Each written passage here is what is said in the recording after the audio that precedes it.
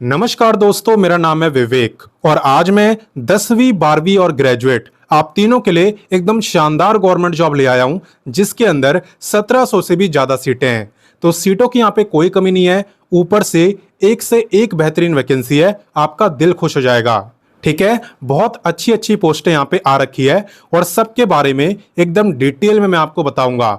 इतनी जानकारी आपको और कहीं नहीं मिलेगी। साथ ही साथ मैं आपको प्रूफ भी दिखाऊंगा कि मेरे को इस वैकेंसी के बारे में कैसे पता है।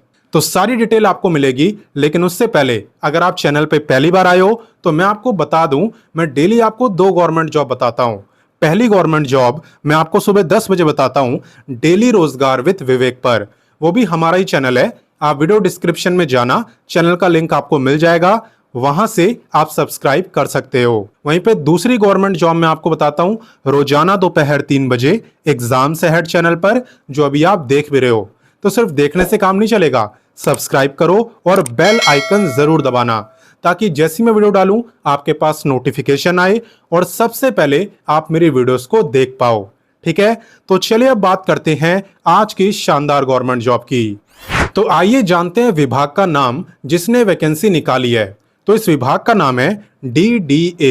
इसी की तरफ से आज की परमानेंट गवर्नमेंट जॉब निकाली गई है। हालांकि मैं आपको इस वैकेंसी के बारे में एडवांस में बता रहा हूं। एडवांस में इसलिए बता रहा हूं क्योंकि ये बात यहां पे कंफर्म हो चुकी है कि वैकेंसी आने वाली है। ठीक है, यहां पे खुद DDA ने इसका शॉर्ट नोटिस जारी किया है, जिसमें सारी डेट बताई हुई है, कितनी सीटें हैं, सब कुछ बताया हुआ है। वो शॉर्ट नोटिस मैं आपको दिखाऊंगा भी, बस वीडियो को पूरा देखते रहना। ठीक है, तो आवेदन यहाँ पे कब से होंगे? आवेदन होने वाले हैं 6 अक्टूबर से, और ये मैं अपने मन से नहीं बता रहा, खुद DDA ने बताया है। ठीक है ना। बात करें लास्ट डेट की तो वो है 5 नवंबर। टोटल पोस्ट आप देख सकते हो काफी अच्छी है, 1732 सीटें हैं।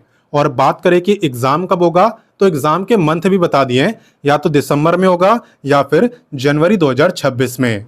क्लियर। हालांकि एडवांस में आपको इसलिए भी बता रहा हूं ताकि आप आज ही से तैयारी करना स्टार्ट कर दो। ठीक है भाई, 6 अक्टूबर से फॉर्म ही तो भरे जाएंगे, लेकिन तैयारी वो तो आप आज से कर सकते हो। सिलेबस वगैरह, बुक्स वगैरह सब मैं आपको अभी बताऊंगा। ठीक है, तो 6 अक्टूबर को दोबारा से भी वीडियो बना दूंगा जिसमें मैं आपको अप्लाई करना सिखाऊंगा। ठीक है, तो कोई दिक्कत आपको नहीं होने वाली, आप बस चैनल को सब्सक्राइब कर लो और रेगुलर वीडियोस देखते जाओ। तो चलिए इससे आगे बढ़ते हैं। तो चलिए मैं आपको बताता हूं एलिजिबिलिटी यानी क्वालिफिकेशन के बारे में। तो देखो, यहां पे अगर आप 10वीं पास हो ना, तो आप 2 पोस्ट में अप्लाई कर सकते हो। पहली है MTS और दूसरी है माली। दोनों में जो क्वालिफिकेशन मांगी है वो सिंपल, बस 10th पास मांगी है।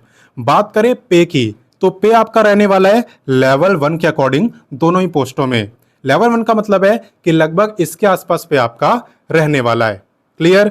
बाकी बात करते हैं 12वीं पास की। तो 12वीं पास के लिए भी यहाँ के 2 टाइप की पोस्टें हैं। यहाँ पे आप देख सकते हो, पहली पोस्ट है जूनियर सेक्रेटरीट असिस्टेंट, जिसे शॉर्ट फॉर्म में हम GSA भी कहते हैं, और हिंदी में सचिवालय सहायक। ठीक है, वहीं पे दूसरी पोस्ट है स्टेनोग्राफर ग्रेड D की।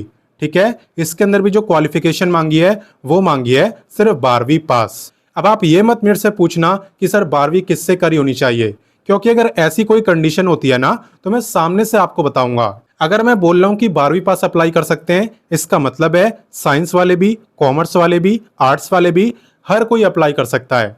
ठीक है, इस बात को आप ध्यान रखना। बाकी बात करें पे की, तो यहाँ पे GSA का पे है लेवल 2 के अकॉर्डिंग, और वहीं पे स्टेनो का है लेवल 4 के अकॉर्डिंग। लेवल 2 का मतलब होता है कि लगभग इसके आसपास, और लेवल 4 का मतलब होता है लगभग इतना। क्लियर, आ रही है ना बात समझ? तो चलिए बात करते हैं ग्रेजुएट वालों की। अगर आप ग्रेजुएट हो तो आपके लिए अलग अलग टाइप की पोस्ट है। जैसे आप देख सकते हो कि आप पटवारी बन सकते हो। पटवारी काफी पावरफुल पोस्ट होती है, नाम भी आपने सुना होगा। और उससे भी पावरफुल है नायब तहसीलदार, इसका भी नाम आपने सुना होगा। और तीसरी पोस्ट है आपकी ASO की, यानी असिस्टेंट सिक्योरिटी ऑफिसर। तो इसमें जो क्वालिफिकेशन मांगी है वो मांगी है ग्रेजुएट। अगर आप ग्रेजुएट हो चुके हो तो आप इसमें अप्लाई कर सकते हो। पे की अगर बात करें तो पटवारी का है लेवल 3 के अकॉर्डिंग। लेवल 3 का मतलब है लगभग इतना। ठीक है, दूसरी बात करते हैं तहसीलदार की, तो इसका तो गजब है, इसका है लेवल 6 के अकॉर्डिंग। लेवल 6 का मतलब है लगभग इसके आसपास, है ना, काफी बढ़िया। बाकी बात करते हैं ASO की, यानी असिस्टेंट सिक्योरिटी ऑफिसर की। तो इसका है लेवल 5 के अकॉर्डिंग। लेवल 5 का मतलब है लगभग इसके आसपास आपको मिल सकता है। क्लियर। बाकी हाँ, अगर आपने यहाँ पे बीटेक करा हुआ है ना, क्योंकि कुछ कमेंट मेरे को बीटेक वालों के भी आते हैं, तो अगर आपने बीटेक करा हुआ है सिविल या इलेक्ट्रिकल में तो आपके लिए भी वैकेंसी है। आपकी पोस्ट का नाम है असिस्टेंट एग्जीक्यूटिव इंजीनियर। ठीक है, और ये एकमात्र पोस्ट मैं आपको बता रहा हूं जो कि सबसे बड़ी है, यानी कि ये ग्रुप ए लेवल की वैकेंसी है। ठीक है ना, और इसलिए यहाँ पे आपका जो पे है ना वो भी काफी अच्छा है लेवल 10 के अकॉर्डिंग। ठीक है, लेवल 10 का मतलब है लगभग इतना। तो सिर्फ पे ध्यान मत देना, मेहनत करोगे तभी सिलेक्शन होगा। ठीक है, क्योंकि आप ही की तरह और भी बच्चे इसी पे ध्यान दे रहे हैं। ठीक है, तो बुक्स वगैरह सब कुछ मैं आपको बता दूंगा, सिलेबस भी बता दूंगा, दिक्कत की कोई बात नहीं होगी। बस आराम से वीडियो देखते जाओ और मेहनत करना स्टार्ट कर दो। तो चले इससे आगे बढ़ते हैं और बाकी जानकारी लेते हैं। तो अब नेक्स्ट बात करते हैं एज लिमिट की।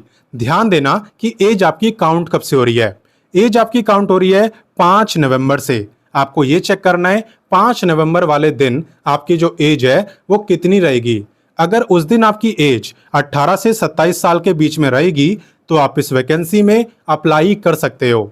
ज्यादातर जो पोस्टें हैं ना उनकी जो मैक्सिमम एज है वो 27 ईयर है, लेकिन यहाँ पे अगर आप तहसीलदार ले लो, एएसओ को ले लो या एग्जीक्यूटिव इंजीनियर को ले लो, इनकी जो मैक्सिमम एज है वो है 30 ईयर्स। ठीक है ना, तो जिनकी 30 ईयर्स है उनको मैंने अलग से लिख दिया है ताकि कोई भी कंफ्यूजन ना हो। हालांकि ये जो एज लिमिट मैं आपको बता रहा हूं ये मैं बता रहा हूं जनरल कैटेगरी के हिसाब से। अगर आप रिजर्व कैटेगरी में आते हो तो आपको अलग से रिलैक्सेशन दिया जाता है। रिलैक्सेशन की बात छिड़ी है तो इसके बारे में डिटेल में जान लेते हैं। आप देख सकते हो यहाँ पे SC ST को पूरे 5 साल का रिलैक्सेशन मिलता है, OBC को मिलता है 3 साल का। अगर आप फिजिकली हैंडीकैप्ड हो तो भी आप इस वैकेंसी में अप्लाई कर सकते हो। जनरल वालों को मिलेगा 10 ईयर, OBC को 12 और SC ST को 15 ईयर का रिलैक्सेशन यहाँ पे मिलने वाला है। और बात करें एक्स सर्विसमैन की तो आपको मिलेगा service year plus extra 3 year का रिलैक्सेशन। हालांकि रिलैक्सेशन लेने के लिए जरूरी है कि आप पे इसका सर्टिफिकेट भी हो। ठीक है, प्रूफ तो होना चाहिए ना, तो सर्टिफिकेट यहाँ पे होगा तभी आप रिलैक्सेशन ले पाओगे। क्लियर। तो चले इससे आगे बढ़ते हैं और बाकी जानकारी लेते हैं। अब हम आ चुके हैं वीडियो के बहुत ही इंपॉर्टेंट टॉपिक यानी सिलेक्शन प्रोसेस पर। तो देखो यहाँ पे कुछ पोस्टें ऐसी है जहाँ पे सिर्फ एक सिंगल एग्जाम होगा, कुछ पोस्टें ऐसी है जहाँ पे एग्जाम के बाद स्किल टेस्ट होगा, और कुछ पोस्टें ऐसी भी हैं जहाँ पे 2-2 एग्जाम है यानी प्रीलिम्स और मेंस। तो सबके बारे में हम जानेंगे, कंफ्यूज मैं आपको नहीं होने दूंगा। देखो यहाँ पे आपका जो एग्जाम है ना ये ऑनलाइन होगा, यानी जब एग्जाम देने जाओगे तो कंप्यूटर के ऊपर आपका MCQ टाइप का एग्जाम होने वाला है।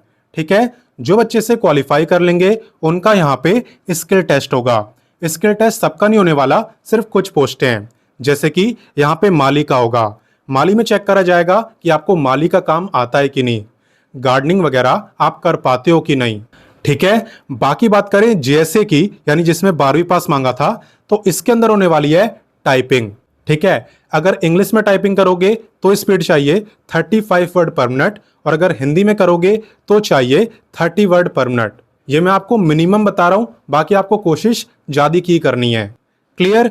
बाकी बात करें स्टेनोग्राफर की तो आप जानते हो भाई स्टेनोग्राफर का काम ही क्या होता है, शॉर्ट हैंड में लिखना, स्टेनोग्राफी में लिखना। तो यहाँ पे इसी का स्किल टेस्ट होगा, और इसमें जो स्पीड मांगी है शॉर्ट हैंड की वो है 80 वर्ड पर मिनट। ठीक है, तो इसकी भी प्रैक्टिस आप करना अगर आप स्टेनोग्राफर बनना चाहते हो तो। क्लियर। और बाकी चलिए अब मैं आपको डिटेल में इसका सिलेबस बताता हूं। देखो ये तो मैंने आपको स्टार्टिंग में बताया था कि यहाँ पे इसका शॉर्ट नोटिस जारी हुआ है। जो सिलेबस वगैरह है ना वो फुल नोटिफिकेशन में दिया रहता है, बट हाँ आप जानते हो कि भाई इससे पहले भी तो वैकेंसी आई है तो सिलेबस तो आपका ऑलमोस्ट सेम ही होता है। तो इसीलिए DDA ने साल 2023 में भी ऐसी वैकेंसी निकाली थी, तो उसी के अकॉर्डिंग सिलेबस मैं आपको बता दे रहा हूं, क्योंकि सिलेबस में कोई चेंज नहीं होता है। और बाकी कोई चेंज होगा तो 6 अक्टूबर को मैं आपको बता ही दूंगा। ठीक है, तो सिलेबस आपको कहां दिया है, सिलेबस आपको दिया है ओल्ड नोटिफिकेशन के पेज नंबर 14 पर।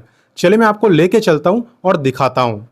तो आप देख सकते हो मैं नोटिफिकेशन के पेज नंबर 14 पे आ गया हूं, जहां पे स्कीम ऑफ एग्जामिनेशन यानी एग्जाम पैटर्न के बारे में बताया हुआ है।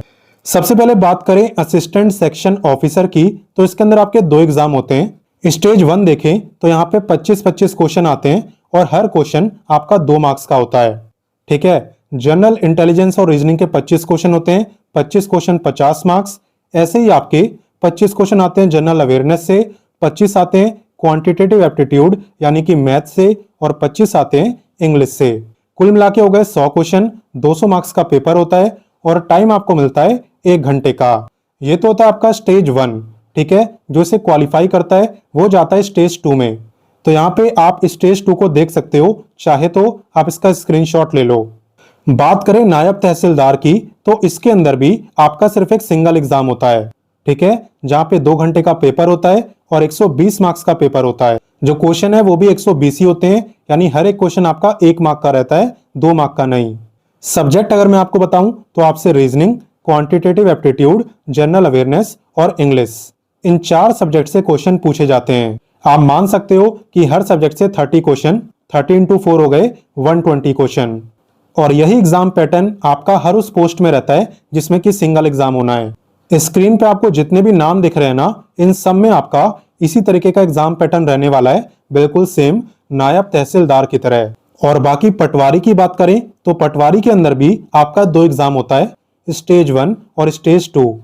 और बाकी जीएसए की बात करें तो इसका भी यहाँ पे जो स्टेज 1 है ना, वो तो सेम है। जैसे मैंने आपको एएसओ का बताया था, बिल्कुल सेम जीएसए का भी है।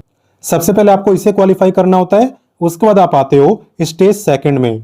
और सिर्फ इसे भी क्वालिफाई करने से काम नहीं चलता, सबसे लास्ट में आपका स्किल टेस्ट यानी कि टाइपिंग टेस्ट होता है, जो कि मैं आपको बता ही चुका हूं।